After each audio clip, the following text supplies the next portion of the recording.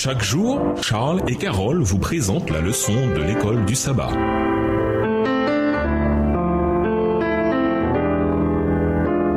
Bienvenue à votre émission. Dieu nous parle. Nous voilà à la leçon de jeudi, le pain et l'eau de la vie. Lisons 1 Corinthiens 10, verset 11. Selon Paul, pour quelles raisons ces événements ont-ils été consignés par écrit? Corinthiens 10, verset 11. Ces choses leur sont arrivées pour servir d'exemple, et elles ont été écrites pour notre instruction, à nous qui sommes parvenus à la fin des siècles. Paul explique que tout ce qui est arrivé aux Israélites sert d'exemple et d'avertissement aux disciples de Christ, et que cela doit les aider à éviter les mêmes problèmes. Autrement dit, ils doivent apprendre de ces exemples. Ce sont donc des enseignements qui nous concernent, nous qui vivons à la fin des temps. Dieu donne le Saint-Esprit pour fortifier les croyants avec force, amour et maîtrise de soi. De Timothée 1, les versets 6 et 7, Bible en français courant. Afin qu'ils prennent les bonnes décisions et suivent son enseignement. Jésus-Christ est la source de la vie nouvelle. Jean 14, verset 6. Et lui seul peut faire de nous un sacrifice vivant, saint et agréé de Dieu. Ne vous conformez pas à ce monde-ci, mais soyez transfigurés par le renouvellement de votre intelligence pour discerner quelle est la volonté de Dieu, ce qui est bon, agréé et parfait. Romains 12 et versets 1 et 2. Plus tard, au cours de son ministère, Jésus a tiré des enseignements de ces récits de l'Ancien Testament, en particulier de celui de la manne et de l'eau, utilisant ces images pour enseigner des vérités sur lui-même, celui qui a conduit les Israélites à travers le désert. Lisons Jean 4 et versets 7 à 15 et Jean 6 et versets 31 à 51. Quelles vérités sont révélées ici pour les chrétiens? Jean 4 et les versets 7 à 15. Une femme de Samarie vint puiser de l'eau. Jésus lui dit: donne-moi à boire, car ses disciples étaient allés à la ville pour acheter des vivres. La femme samaritaine lui dit: comment toi, qui es juif, me demandes-tu à boire à moi qui suis une femme samaritaine? Les juifs, en effet, n'ont pas de relation avec les samaritains. Jésus lui répondit: si tu connaissais le don de Dieu et qui est celui qui te dit donne-moi à boire, tu lui aurais toi-même demandé à boire et il t'aurait donné de l'eau vive. Seigneur, lui dit la femme, tu n'as rien pour puiser et le puits est profond. D'où aurais-tu donc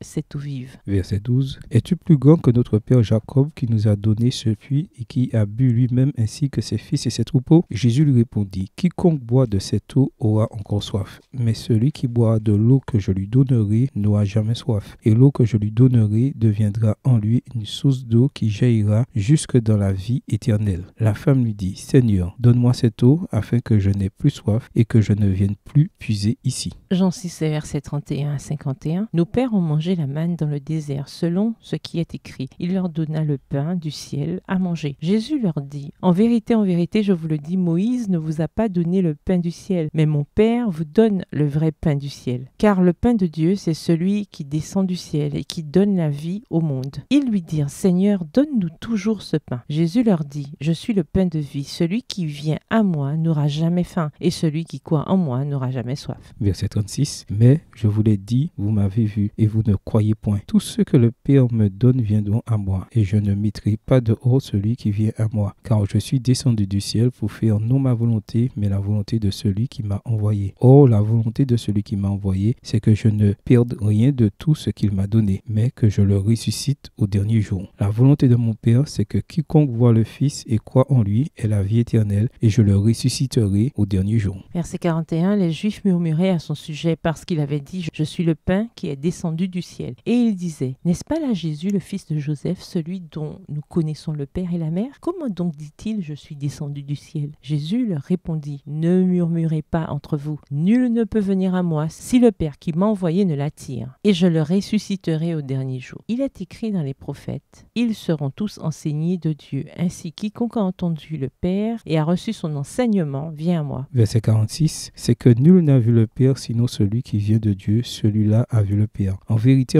je vous le dis, celui qui croit en moi a la vie éternelle. Je suis le pain de vie. Vos pères ont mangé la manne dans le désert et ils sont morts. C'est ici le pain qui descend du ciel, afin que celui qui en mange ne meure point. Je suis le pain vivant qui est descendu du ciel. Si quelqu'un mange de ce pain, il vivra éternellement. Et le pain que je donnerai, c'est ma chair que je donnerai pour la vie du monde. La femme samaritaine découvrit que Christ proposait quelque chose qu'elle ne pourrait trouver ailleurs. Cette soif intérieure de paix, de joie et de bonheur bonheur vient de Dieu et Dieu seul peut l'étancher. Psaume 42, les versets 1 et 2. Plus tard, dans le contexte de la manne, Jésus explique que c'est Dieu et non Moïse qui la donnait au peuple. Puis Jésus déclare « C'est moi qui suis le pain de la vie. Celui qui vient à moi n'aura jamais faim. » Jean 6, verset 35. Jésus a répété 2 fois qu'il est le pain de la vie. Jean 6, versets 35 et 48. Comme la manne au désert était le pain venu du ciel, Jean 6, versets 31 et 32, de même l'eau du rocher était le don de Christ pour étancher leur soif. En dehors de ces aspects physiques, le pain et l'eau ont également une portée spirituelle, car Jésus-Christ est le pain de la vie. Jean 6, versets 35 et 48. Et l'eau vive. Jean 4, les versets 10, 11 et 14. Et Jean 7, les versets 37 et 38. Ce n'est donc qu'en lui que notre soif et notre faim spirituelle peuvent être véritablement comblées. Au revoir. Et à demain si Dieu veut. Dieu nous parle. Chaque jour, Charles et Carole vous présentent la leçon de l'école du sabbat.